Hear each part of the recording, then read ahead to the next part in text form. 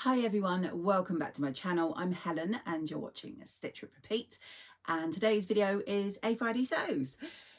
So first things first, thank you ever so much for everyone who's already watched and commented on my recent video where I covered my sewing weekend with the Northern Soul Sisters and Angela from Devon Threadtails, and also my trip to the Knitting and Stitching show. Yeah, I really enjoyed recording those. It brought back memories of two wonderful weekends. If you haven't seen them yet, do pop on over. I'll pop a link up here. And yeah, so I want to say thank you. Secondly, what I'm wearing. So it's not a me made. It is a top I've recently purchased in a charity shop for one main reason, and that's to see if the style suits me. So the colour is not my colour. I don't really like this dark olivey green on me. However, I'm trying out things like, oh look, it's not even done up. Is this one done up? There we go. The button detail, because although it's not the same, it is similar to the Maison Fauve that I just bought. So I wanted to see how I felt about that. And also, obviously, the frilly collar here. Now, I don't think of myself as a frilly kind of girl. However, when I made my Marnie, and I did the frills on the shoulders, I actually really like that. So I thought I would try this because I have a few patterns. The sunny jacket I showed in my last video, the new Tilly and the Buttons pattern, and one of the options is a collar bigger than this, I think, but similar. So I bought this in a charity shop because it was a couple of quid and I thought I would see how I felt. I'm not overly comfortable with buttons all the way up, but because this is not a really high neckline, I'm thinking it's okay. So what do you guys think? Be kind. A simple yes it suits you or no it doesn't is all I need. I don't need any further explanation. But yeah, I'm trying this out because then if I want to make the patterns up, I've got an idea whether or not those sleeves and the big frilly collar will suit me or not. So that was the first thing I wanted to mention. Secondly, I had a trip up to Bideford, which is North Devon. It's just under 2 hours drive from me. On Monday I went there, and that's because my children are on half term this week and my 16-year-old was going on a week adventure course in a place up there. And so I was taking him, his girlfriend and a few of his friends up there to drop them off for the week. So while I was there, I had looked up beforehand to see if there was any fabric shops that I could visit. And not really is the answer, but I did see there was a couple mentioned.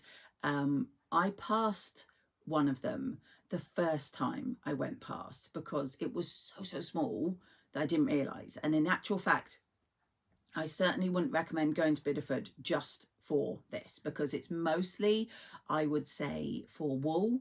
It had a really fantastic selection of different wools. It also had quite a good selection of quilting cottons and fat quarters, so great for crafting and knitters and crochet, that kind of thing. However, general dressmaking fabrics it didn't really have. However, it had one little pile kind of snuck away in a corner that had cotton lawns, and I had a look through and I saw this one. I'm pretty sure I've seen this one before in other places, but for some reason I just saw it, and I think because it was winter and it was a bit bleh, this brightened me up. So I'll show you what I purchased. As I said, it was a cotton lawn. I got myself 2 meters, and it's this really gorgeous floral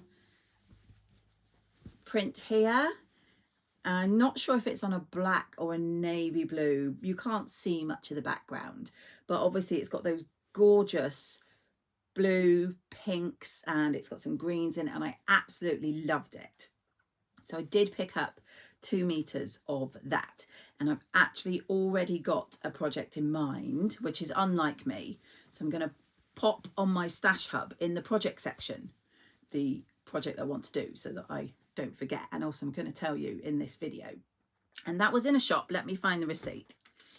As I say, it wasn't a dressmaker fabric shop at all. It just happened to have a little pile of these gorgeous cotton lawns, and it was called Stitches by Just Jane in Bideford. Now there was a shop I saw, I want to say it was called Magpie and Hook, I'll pop in the photos that I took. Because sadly on the websites on the internet, it said it was open 10 till 5 on Mondays, and on its door it said it was open 10 till 5 on Mondays, but it was in fact shut. I was a bit disappointed because it had some lovely looking Halloween-y fabrics, some Little Johnny. It had some interesting looking crochet patterns. You know, I want to start crocheting. So yeah, I would have liked to have gone in and looked around, but hopefully it'll be open another time and I can maybe take a look. So that's what I did in Bideford. Now the pattern that I want to make this up into is one that I also bought this week.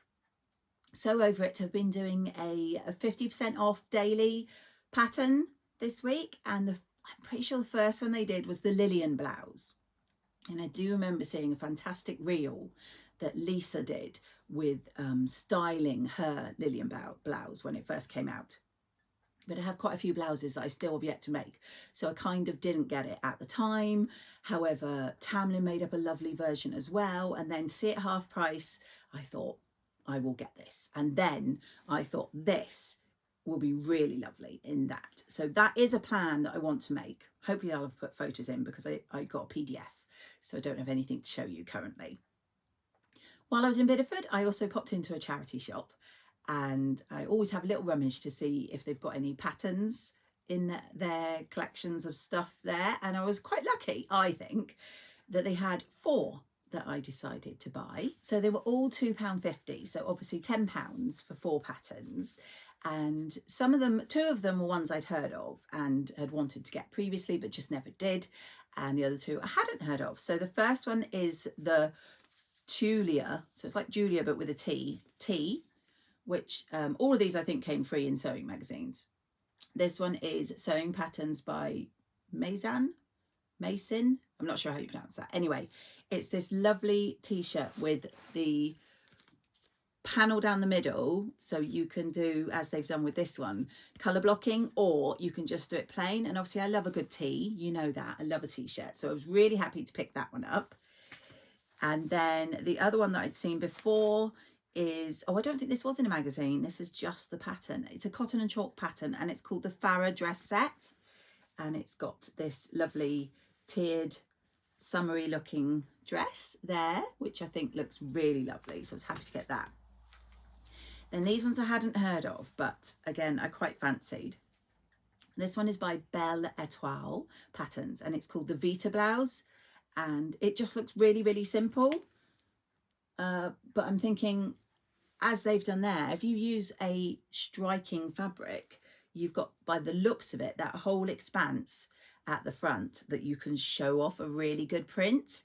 I don't know Bel Etoile, I think I've heard of them, but I don't have any patterns of them, I don't think.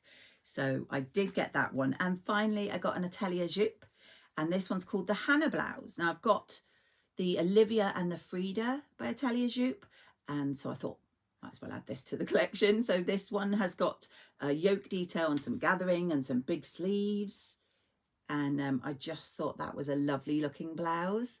And I'm really into wanting to do blouses because, as you know, I want to make at least 3 pairs of trousers, which I haven't started yet, so I need things to pair with them apart from just t-shirts, which I wear all the time. So I picked up those 4 patterns for £10, so it was worth the long trip to Bideford to drop off my son and his friends, and he's actually coming home today, so I'm quite excited to hear how he got on.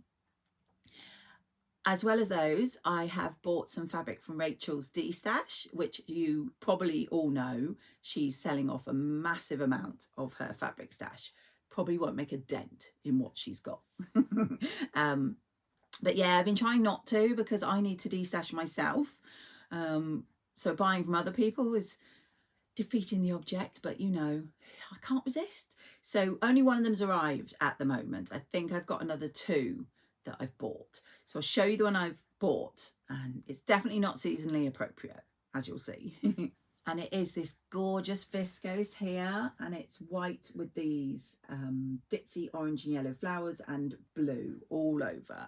And I absolutely love this really pretty, clearly it's not for now, this will be something I do next year.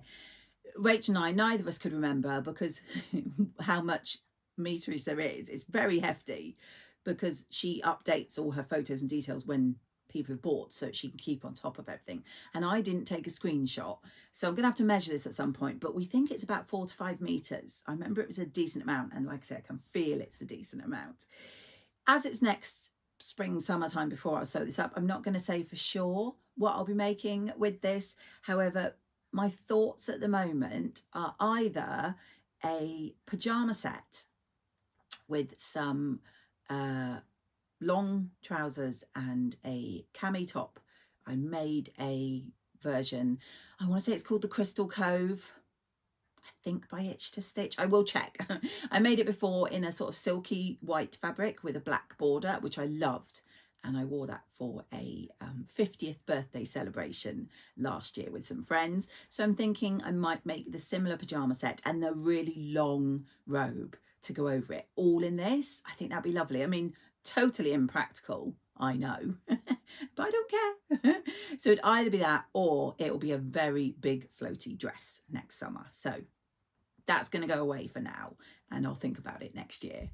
So as I said, I am going on a social sewing day on Saturday, tomorrow, at Make at 1:40, or at least I think I said. If I didn't, I'm telling you now. And for that, I'm going to be making, or I should say finish making, because I've already made a start, the carry cardigan, which is the one, if you have seen the Northern Soul Sisters cable knit reveal, they have made up some gorgeous items with their cable knit, and Tamlin made a carry cardigan.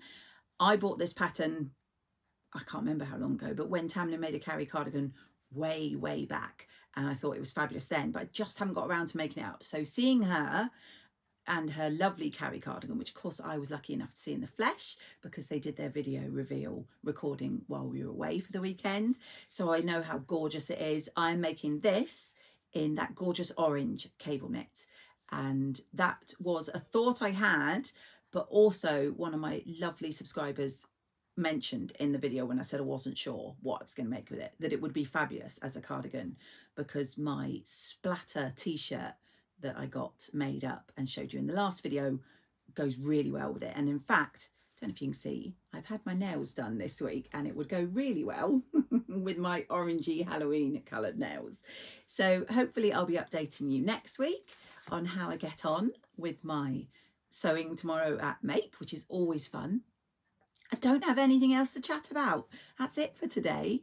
So I will love you and leave you. I do hope you're managing to do some sewing or something sewing related, and I will catch you all in my next video.